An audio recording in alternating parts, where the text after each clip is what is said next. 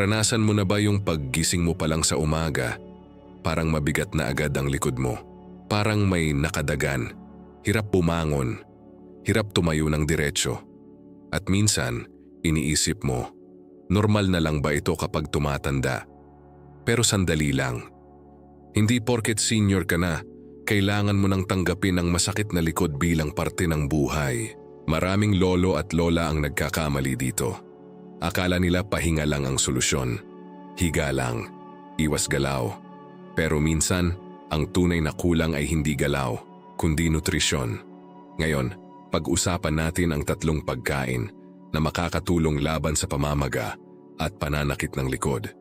Hindi ito mahal, hindi ito komplikado.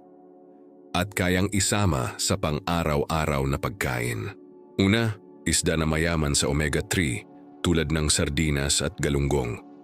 Alam mo ba na ang likod natin ay may mga kasukasuan at kalamnan na madaling mamaga kapag kulang sa tamang taba ang katawan? Ang omega-3 ay natural na panlaban sa inflammation.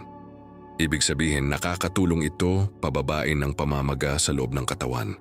May kilala akong isang tatay na halos araw-araw sumasakit ang likod. Akala niya dahil lang sa pagtanda, pero nang sinimulan niyang kumain ng sardinas 2 beses sa isang linggo, napansin niya unti-unting gumaan ang pakiramdam. Hindi ito magic. Ito ay dahil sa tamang sustansya. Hindi mo kailangan ng mamahaling supplements. Sa palengke pa lang may makukuha ka na. Isang lata ng sardinas may tulong na agad sa katawan. Pangalawa, malunggay. Alam natin na ang malunggay ay pampalakas. Pero hindi lang yan. Mataas ito sa calcium at magnesium. Ang 2 mineral na ito ay mahalaga para sa buto at kalamnan. Kapag kulang ka sa magnesium, mas madali kang pulikatin. Mas mabilis sumakit ang likod. Kaya kung may tanim ka sa bakuran, mas swerte ka. Isama mo ito sa sabaw, ihalo sa tinola. Gawing omelette. Simple pero malakas ang epekto. Ang sikreto dito ay consistency. Hindi isang beses lang kakain, kundi gawing regular na parte ng pagkain. Ngayon isipin mo, ilang taon mo nang pinapabayaan ang nutrisyon mo. Ilang taon mong inisip na normal lang ang sakit, hindi pa huli ang lahat. Ang katawan natin kahit senior na, marunong pa ring mag-repair basta bibigyan ng tamang suporta. Sa susunod na bahagi, pag-uusapan natin ang isa pang pagkain na kayang bawasan ang pamamaga at kung paano mo ito ihahanda ng tama para mas makuha ang benepisyo. Kung nandito ka pa at nakikinig, comment matibay na likod para alam kong kasama kita hanggang dulo. Kanina napag-usapan natin ang isda na mayaman sa omega-3 at ang malunggay na pampalakas ng buto at kalamnan. Pero alam mo ba, may isa pang simpleng pagkain na madalas nasa kusina mo na hindi mo lang napapansin ang tunay na benepisyo nito. Ito ay luya.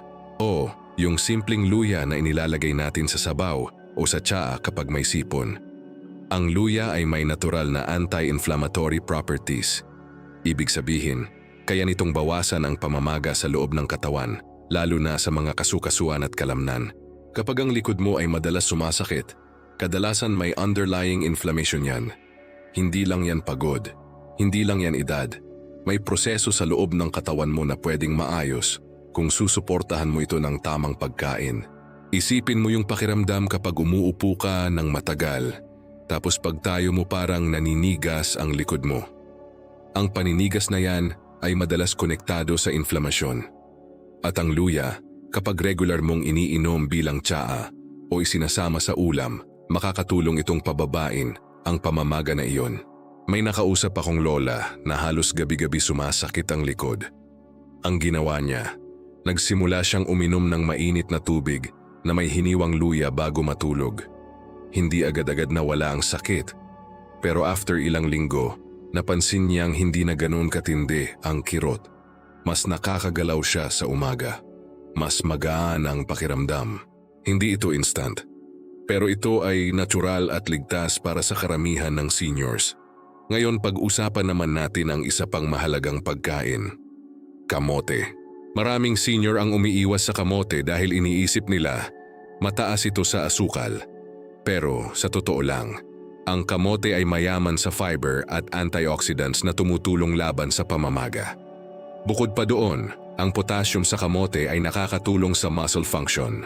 Kapag kulang ka sa potassium, mas madali kang pulikatin. Mas mabilis mangalay ang likod mo.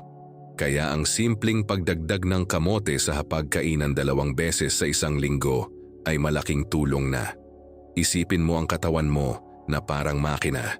Kapag kulang sa langis at tamang fuel, mabilis itong masira. Pero kapag tama ang laman ng tangke, mas smooth ang andar.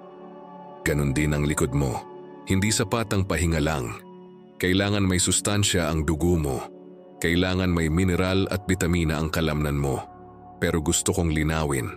Hindi ibig sabihin, kakain ka lang ng 3 ito at wala ka nang gagawin. Ang pagkain ay foundation. Pero kailangan mo pa rin ng konting galaw. Kahit simpleng stretching sa umaga.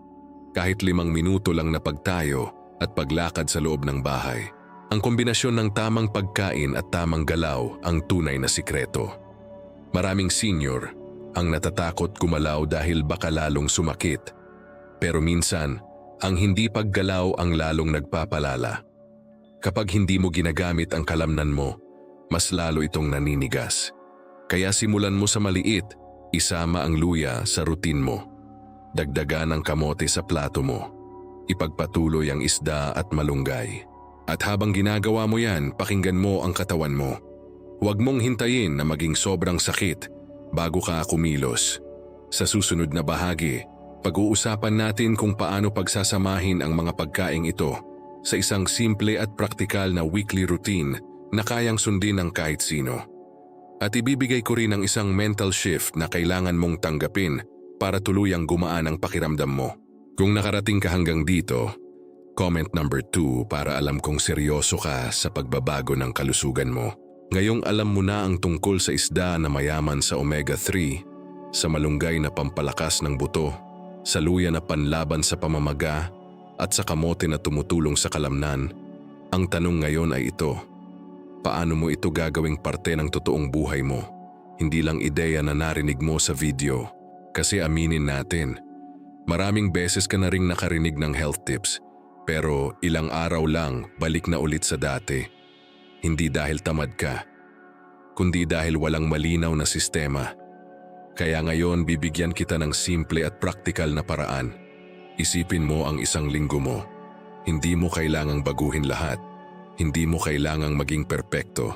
Kailangan mo lang maging consistent. Halimbawa, sa Lunes at Huwebes maglaan ka ng isda sa tanghalian. Hindi kailangang mamahalin.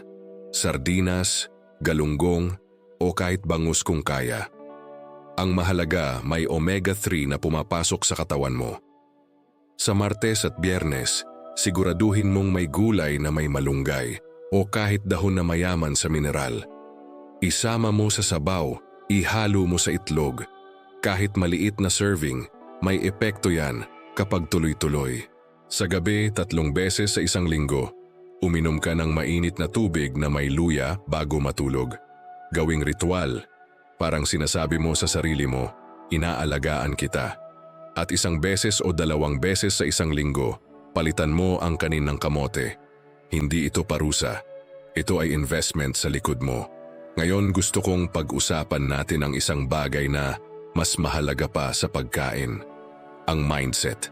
Maraming senior ang tahimik na tinatanggap ang sakit. Parang bahagi na ng pagkatao nila. Sasabihin nila, ganyan talaga kapag matanda na. Pero ang totoo, hindi lahat ng sakit ay dapat tanggapin. May mga bagay na normal sa pagtanda. Pero ang tuloy-tuloy na pamamaga at matinding kirot ay kadalasang senyales na may kailangang baguhin. Kapag sinabi mo sa sarili mo na wala na akong magagawa, doon ka talagang mawawalan ng magagawa. Pero kapag sinabi mo, may kaya pa akong gawin kahit maliit na hakbang, doon nagsisimula ang pagbabago. Ang katawan natin kahit senior na, may kakayahan pa ring mag-heal. Hindi kasing bilis ng dati pero kaya pa rin. Ang tanong lang, bibigyan mo ba ito ng pagkakataon?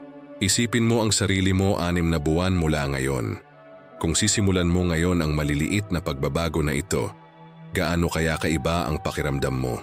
Mas madali kang babangon, mas diretso ang tayo mo, mas may lakas kang makipaglaro sa apo mo. Hindi ito tungkol sa pagiging perpekto, Hindi ito tungkol sa diet na mahigpit. Ito ay tungkol sa pagpili araw-araw ng mas maayos na desisyon. At kung minsan sumakit pa rin ang likod mo, huwag kang panghinaan ng loob. Ang proseso ng paggaling ay hindi tuwid na linya. May araw na magaan, may araw na mabigat. Pero ang mahalaga, mas marami na ang magagaan kaysa dati. Balikan natin ang 3 pangunahing pagkain na pwede mong simulan ngayong linggo.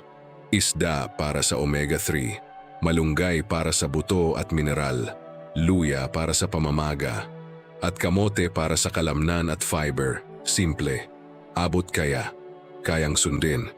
Ngayon gusto kong marinig mula sa iyo. Alin dito ang una mong susubukan o baka ginagawa mo na ang isa sa mga ito? Isulat mo sa comments ang salitang done kung nakarating ka hanggang dulo. At kung gusto mong mas marami pang ganitong praktikal at natural na payo para mabuhay ng mas magaan pagkatapos ng 60, smash subscribe at samahan mo ako sa susunod nating usapan.